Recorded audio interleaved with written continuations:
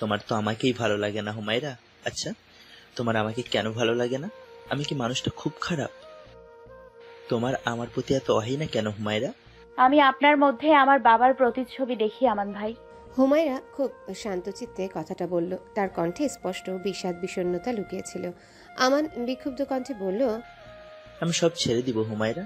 হুমায়রা মৃদু হাসল। তীব্র তাচ্ছিল্য ছিল সেই এক টুকরো হাসিতে। আমান বুঝল কিশোরী তাকে বিশ্বাস করে না। করবেই বা কেন? এটা তো প্রথম নয়, এর পূর্বেও সে বহুবার তার বদঅভ্যাস ছাড়তে চেয়েছে, কিন্তু পারেনি। আমানের খুব বাজে স্বভাব আছে নেশা করার। তার সাঙ্গপাঙ্গ খুব ভালো নয়। যতবারই বিশ্রী অভ্যাসটি পরিত্যাগের সিদ্ধান্ত নেয়, তখনই তার সাঙ্গপাঙ্গগুলো তাকে জোর করে আরও নেশায় ডুবায়। বাবার অঢেল অর্থ টাকার কারণে কাম কাজও তেমন করে না। পড়াশোনা শেষ করে আজ 3 বছর বেকার বসে বাবার অন্নে আগুন জ্বালাচ্ছে। আমান এবং কাউসারের মধ্যে তেমন কোনো পার্থক্য নেই বলে ধারণা হুমায়রার। যে মানুষ কাউসারকে দেখেছে সে তার প্রতিচ্ছবি থেকে নিজেকে পৃথক রাখতে চায়। ছোটবেলা থেকে কাউসারের মাঝে শুধু একজন দায়িত্বহীন, মাতাল, নিম্ন মানসিকতার মানুষকেই দেখেছে। কখন সে তার স্ত্রীকে ভালোবাসেনি। জুবাইদার বাবার অবস্থা শামসু মিয়ার থেকে ভালোই ছিল, ফলে লোভে পড়ে বিয়ে করেছিল জুবাইদাকে। কিন্তু জুবাইদার বাবা মারা যাবার পর থেকে তার ভাইরা সব আত্মস্থ করেছে। জুবাইদা কিছুই পায়নি। সেই ক্ষোভেই হয়তো কখনো নসিবের ভালোবাসাটা পায়নি জুবাইদা। নেশা করে রাত করে বাড়ি ফিরত কাউসার, তারপর এক কথায় দু কথায় কোন্দল বাঁধত জুবাইদার সাথে। একটা সময় পুরুষত্ব দেখাতে লাথি থাপ্পড় মেরে। প্রায় সময় তাকে আটকাতো রাশাদ এবং শামসু মিয়া। নিজের নেশাখোর ছেলেকে শাসন করতেন, কিন্তু সেই শাসনের খুব ফল পেত না সে। সারা সকাল ব্যথায় কাতরাতো জুবাইদা। হুমায়রা দেখত নিষ্পলক চোখে মায়ের সে আর্তনাদ, কান্নারত মুখ, বিষাদের অশ্রু ফেলা এখন স্পষ্ট গেঁথে আছে চিত্তে। তাই আমানকে তার অপছন্দ। সে মায়ের মতো পরিণতি চায় না। বিয়ে নিয়ে খুব আহামরি স্বপ্ন নেই তার।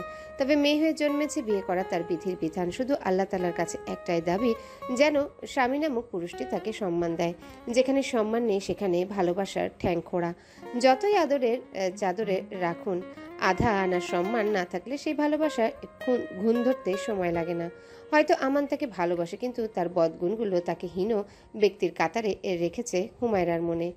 হুমায়রা খুব শান্ত স্বরে বলল, এগুলো সব আপনার কথার কথা। আপনি কখনোই এই বদ গুণগুলো ছাড়তে পারবেন না। ছাড়লে নিজের মা বাবার জন্যই ছাড়তেন, আর আমার নারকেল লাগবে না।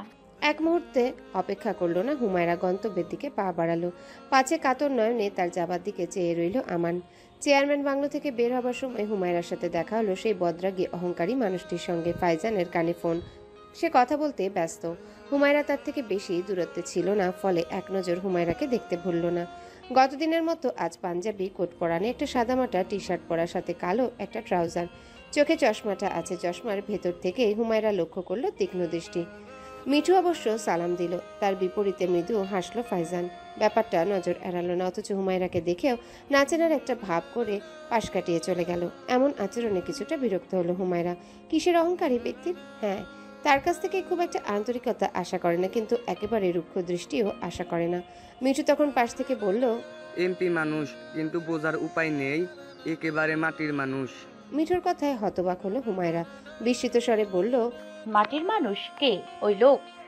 হ, আমাদের গ্রামে কলেজ করতেছে তো, নিজের জায়গা দান করে দিছে মসজিদ আর কলেজের জন্য। আর কি অমায়িক ব্যবহার! মিঠুর কথায় তাচ্ছিল্যের সাথে হাসলো হুমায়রা। বিড়বিড় করে বলল, সব ঢং। রাজনীতিবিদরা কি ভালো হয়? এশা আজানের ধ্বনি ভেসে আসছে দূর মসজিদের মাইক থেকে।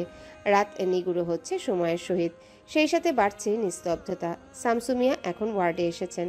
একটু টাকা পয়সা খাওয়িয়ে রাশাদ ব্যবস্থা করেছে। এখানে তেমন শব্দ হয় না, বাহিরের কলরব অতটা শোনা যায় না।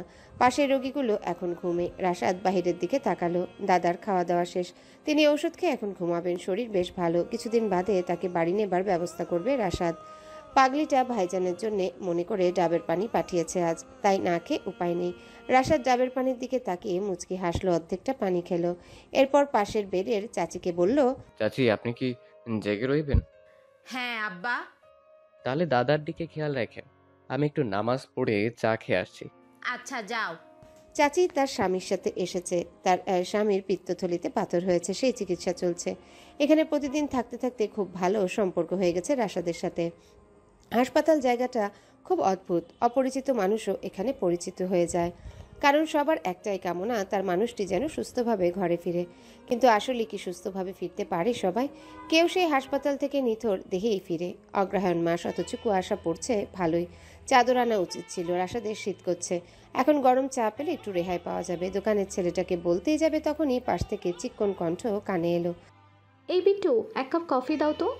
কণ্ঠ পরিচিত লাগলো। রাশাদ পাশ ফিরতে দেখলো সেই ডাক্তার নারীটি তার পাশে দাঁড়িয়ে আছে। ইলহা মেয়েটিকে 5 দিন বাদে দেখছে রাশাদ। আজ মেয়েটিকে আগের দিনের মতো লাগছে না, বরং বেশ ফুরফুরে লাগছে। মুখে ক্লান্তি নেই। রাশাদ খেয়াল করলো মেয়েটিকে আজ বেশ সুন্দর লাগছে। কড়া লিপস্টিক দিয়েছে সে, পরনে ইস্ত্রি করা জামা, চুল পরিপাটি করে খোপায় বাঁধা। রাশাদ চোখ নামিয়ে নিল। পরনারীকে এভাবে দেখা উচিত নয়। তখনই কানে এলো। নাতি সাহেব যে, কেমন আছেন? রাশাদ বিস্মিত নয়নে তাকালো মেয়েটির দিকে। তার কি মনে আছে রাশাদকে? অবাক কণ্ঠে শুধালো। আপনার মনে আছে আমাকে? আমার ব্রেন অনেক শার্প, আর আমি অতপটের রোগী এবং তার অ্যাটেন্ডেন্সদের ভুলি না। হাসি মুখে কথাটা বলল সে। তার চোখও হাসছে যেন। রাশাদ কিছুটা অপ্রস্তুত হলো। ইলহা নিজে থেকেই বলল, কেমন আছেন আপনার দাদা? ভালো। উনি বেশ স্ট্রং। জি, আসলে কৃষক তো, তাদের হাড্ডি শক্তই থাকে। কফি খাবেন? আমি কফি খাই না, আমি চায়ের ভক্ত। তিতো জিনিস ভালো লাগে না। সে কি, তাহলে তো আমাদের মাঝে আকাশ পাতাল ফারাক। আমি মিষ্টির মতো তিতো জিনিস খেতে পারি। বলেই খিলখিল করে হেসে উঠল সে। রাশাদও হাসলো। কি অদ্ভুত না, অপরিচিত মানুষও মাঝে মাঝে আনন্দের উৎস হয়। রাশাদ শুধালো, আপনি আজ খুব খুশি? জি, অনেক খুশি। আজ আমার ইন্টার্নের শেষ দিন, শেষ ডিউটি। এরপর আমি সদন পেয়ে যাব। হুট করে রাশাদ অনুভব করলো তার মনটা খারাপ হয়ে গেছে। বিড়বিড় করে বলল, আর এখানে কাজ করবেন না? জি না, এটা সরকারি হাসপাতাল। আমাকে সরকারি ক্যাডার হয়েই এখানে কাজ করতে হবে। তাই আর এখানে কাজ করব না আপাতত। দোয়া করিয়েন যেন আবার কাজ করার সুযোগ পাই।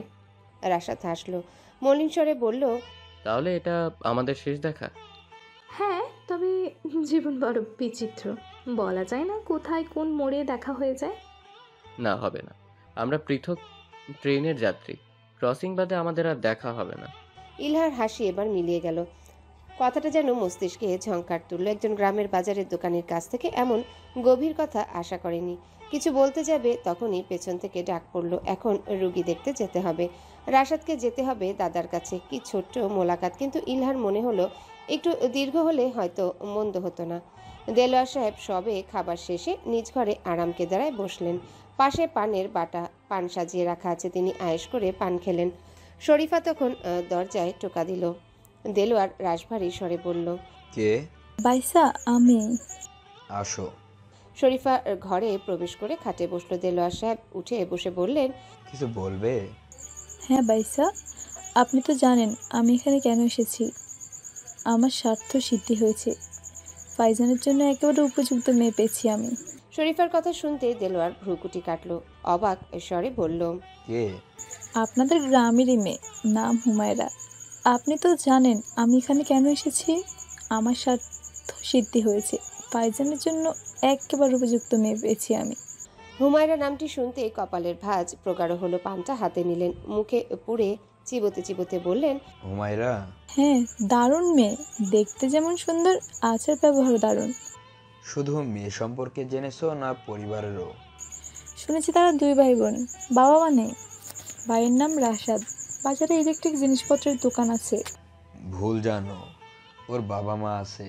শরীফা, তোমার মানব চেনার গুণটা আজও হলো না। একটু মিষ্টি কথা বললেই তুমি তাদের বিশ্বাস করে ফেলো। একবার ভুল করলে মানুষের আক্কেল হওয়া উচিত। ফাইজানের আব্বাকে বিয়ে করার কি মজা টের পাওনি? আর হুমায়রাকে কি করে তুমি ফাইজানের যোগ্য ভাবছো? হ্যাঁ, হুমায়রা দেখতে সুন্দর, কিন্তু সৌন্দর্যই কি সব? তাহলে তো আমি আমানের সাথে ওকে বিয়ে দিতাম। দিনই কেন? শোনো শরীফা, ঘরের বউয়ের ওপর তোমার পরিবার নির্ভরশীল। এমন মেয়ে যে তোমার বংশের প্রদীপের গর্ভধারিণী হওয়ার যোগ্যতা রাখে, আমার মনে হয় না হুমায়রা সেটার যোগ্য। রাশাদ ছেলেটা ভালো, কিন্তু ওর বাবা মা অমানুষের থেকেও খারাপ। কাউসার অর্থ আর নেশা ছাড়া কিচ্ছু বোঝে না। ওর কথা ছাড়ো, জুবাইদা তো নিজের মেয়ের বিয়ের ভরে অন্য পুরুষের সাথে পালিয়ে গেছে। যে মেয়ের মায়ের চরিত্র ঠিক নেই, সে মেয়ের চরিত্রগত ভালো হবে? আমার মতে ফাইজান স্মার্ট ছেলে, ওর জন্য তোমার শহরে শিক্ষিত একটা মেয়ে খোঁজো। মানুষ চিনতে তুমি এখনো কাঁচা শরীফা। শরীফা কিছুক্ষণ চুপ করে থাকলো। ভাইজার কথাগুলো শুনলো মনোযোগ দিয়ে, তারপর বলল, আমি মানুষ চেনায় কাঁচা, এটা আপনার ভুল ধারণা বাইসা। আজ অব্দি আমি মানুষকে বিশ্বাস করে ঠকিনি, এমনকি পাইজানের আব্বাকে বিয়ে করেও আমি ঠকিনি। আর গাছ যেমন ফল তেমন হবে, কথাটা সবসময় খাটে না কিন্তু। এই যে রাশাদ ছেলেটা কি সে তার বাবার মতো? সেটা না, কিন্তু আমার বিশ্বাস হুমায়রাও তেমন হবে না। আপনি ব্যাপারটা দেখুন বাইসা, আমি হুমায়রাকে আমার পুত্রবধূ রূপে চাই। দেলোয়ার বিরক্ত হলো, পিক ফেলে কাটকাট কণ্ঠে বলল, তুমি যে এত বড় সিদ্ধান্ত নিচ্ছ, যার বিয়ে তাকে কি জিজ্ঞেস করেছো?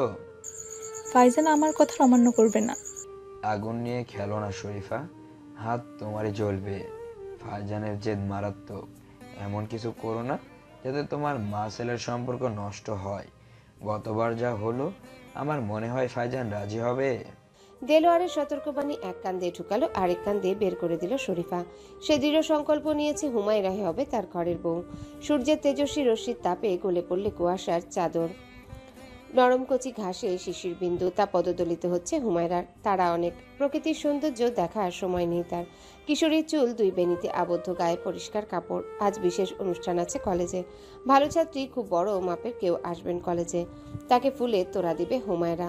রাস্তায় বাঁধল বিপদ, জুতোটা ছিঁড়ে গেল তড়িঘড়িতে। কলেজের আশেপাশে কোনো মুচিও নেই, বাংলা স্যার কড়াসরে বলে দিয়েছেন।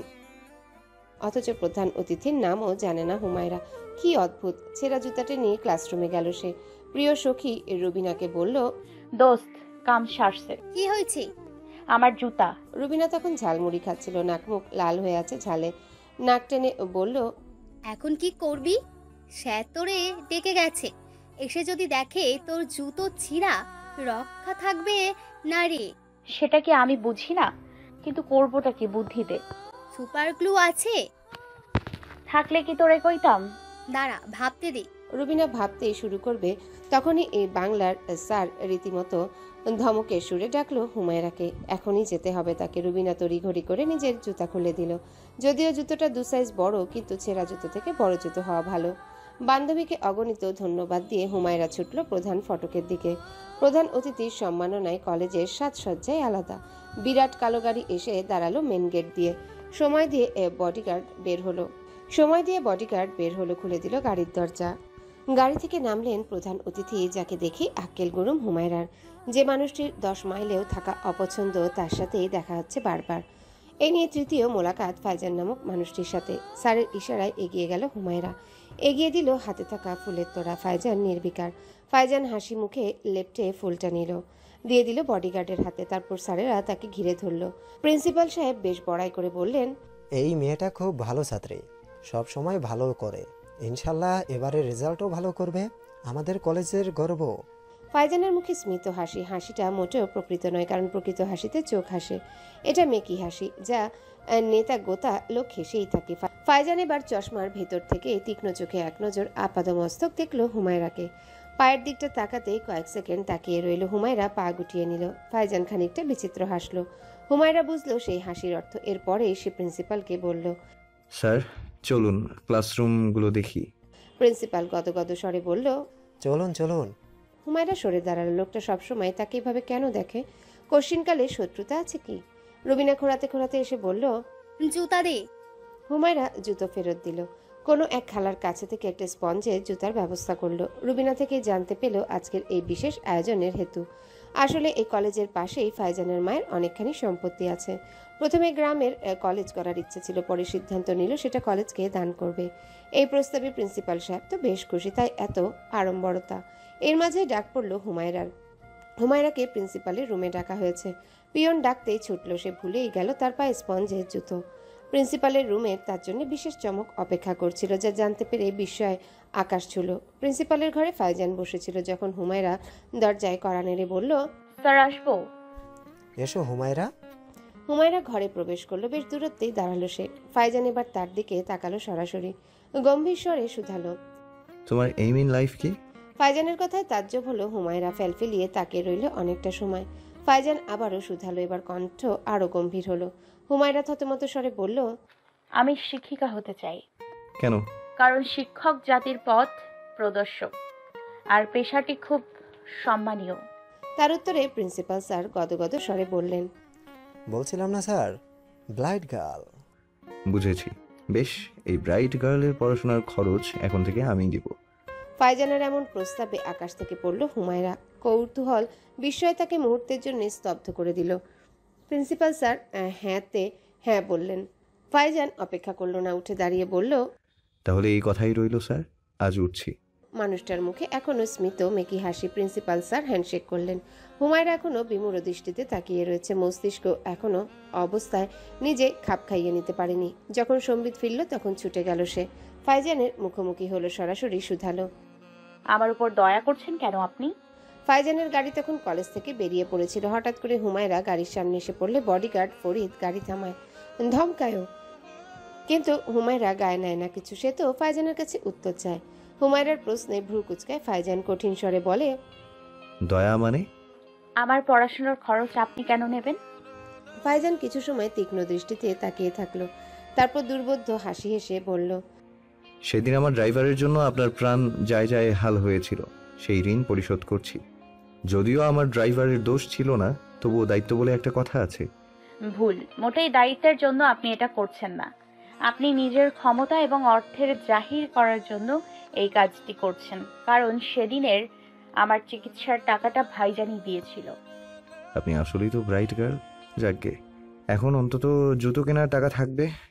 আপনার ভাইজানকে বলবেন আপনাকে এক জোড়া জুতো কিনে দিতে। হুমায়রা বিতৃষ্ণার সাথে তাকালো ফাইজানের দিকে। লোকটাকে কি ঘৃণা করছে সে? হয়তো তাই।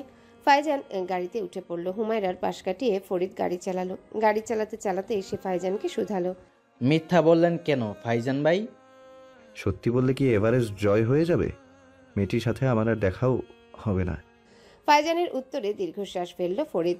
মানুষটার নিচে এই নিয়ে 7 বছর কাজ করছে, অথচ এখনো বুঝে উঠতে পারে না তাকে। বিকালের পরন্ত আলো নিভার সাথে সাথে বাড়ি পৌঁছালো হুমায়রা। দাদা বাড়ি ফিরেছেন 3 দিন হয়েছে। আতিয়া খাতুন তার সেবায় মগ্ন, কিন্তু আজ বাড়ি গম গমে। ভেতর থেকে বেশ হাসির কলরব কানে আসছে। হুমায়রা ভাবলো হয়তো পাশের চাচিরা আসছে। হাত মুখ ধুয়ে খাবার জন্য রান্নাঘরে যেতেই আতিয়া খাতুন প্রায় ছুটেই এলেন। হুমায়রাকে দেখেই বললেন, ভালো একটা ওড়না মাথায় পিন্দো, মেহমান আসছে। কে আসছে? তোমরা দেখতে আইছে।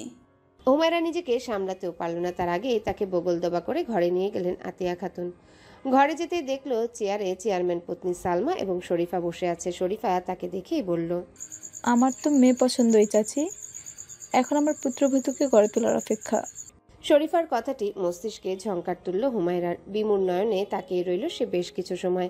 ওদিকে শামসু মিয়ার খুশি দেখে কে। সে গদগদ কণ্ঠে বলল, আপনার মাইয়া যখন ইচ্ছে গড়ে তুলবেন, মুখের আপত্তি নেই, শুধু একটু সময় নেব। যতই হোক নাতনির বিয়া, এক কাপড়ে তো পাঠাইতে পারি না। শরীফা শামসুর কথা শুনে হাসলো মিষ্টি করে বলল, চাচা, মেয়ে আমি এক কাপড়েই নিব, আমার কিচ্ছু চাই না, শুধু আমার ছেলেটাকে সামলাবে এমন বুদ্ধি মেয়ে চাই।